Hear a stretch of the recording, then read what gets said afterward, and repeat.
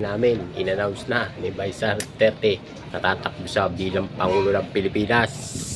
Ano na, magta ngayon kayo. Tandaan yan, 2028, ipapanalo namin si Inday Sara. Laban, Inday, andito kami para suportahan ka hanggang kamatayan. Ako si Sara Duterte.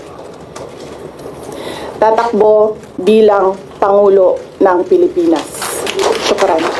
Assalamualaikum warahmatullahi wabarakatuh. Madayaw ug maayong adlaw kaninyong tanan.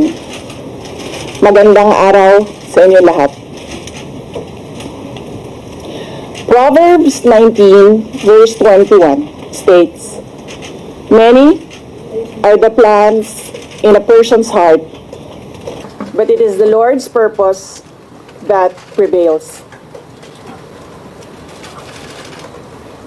It took me 47 years to understand that my life was never meant to be only mine. Unlike others, I may not have been born just to chase happiness. For a long time, I questioned the weight of responsibility to my family, to my country, to everyone who called on me. Today, I have peacefully accepted that my life is unlike any other. Sa unang mga buwan ng aming mga termino, nakita ko na ang kawalan ng katapatan ni Bongbong Marcos Jr. sa mga pangakong binitawan noong kampanya,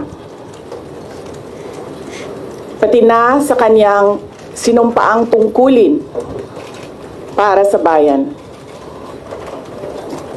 Dahil hindi ko kinaya na maging bahagi ng 2025 national budget na tadtad ng katiwalian, pinili kong umalis sa kabinete kahit alam ko na mula pa noong 2023 na ang magiging kapalit ay ang aking impeachment. Mga kababayan, humihingi ako ng paumanhin. Patawad kung tinulungan ko mahalal si BBM bilang Pangulo ng ating bansa.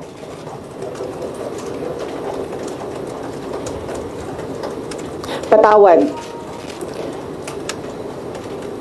kung hanggang ngayon ay marami pa ring Pilipino ang nalulunod sa baha ng dahil sa malawakang korupsyon. Patawad kung lantaran ang pang-aabuso ng ating mga institusyon para sa pansariling interes ng mga politiko.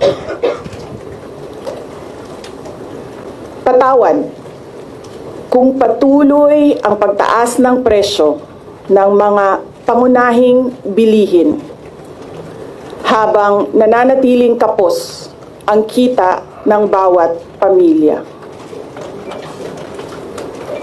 Patawad kung wala man lang tayong tunay na seguridad sa pagkain.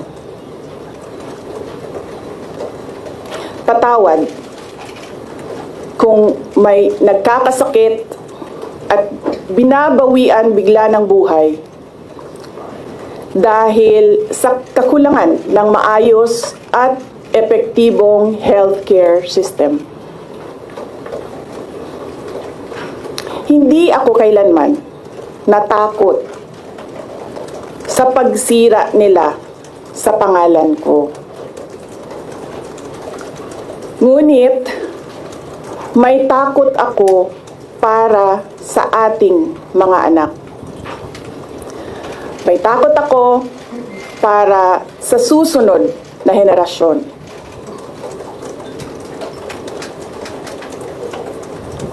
May takot ako para sa mga kababayan nating walang bahay sa ibang bansa.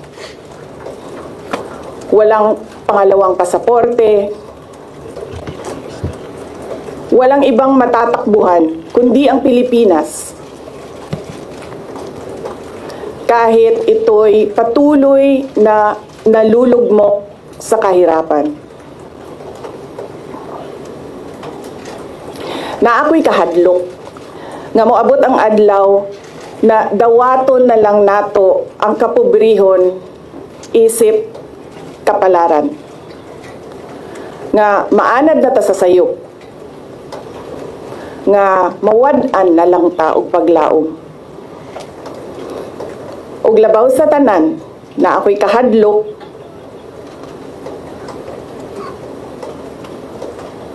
nga moabot ang adlaw nga wala na tay Pilipinas nga ikahatag sa atong mga anak.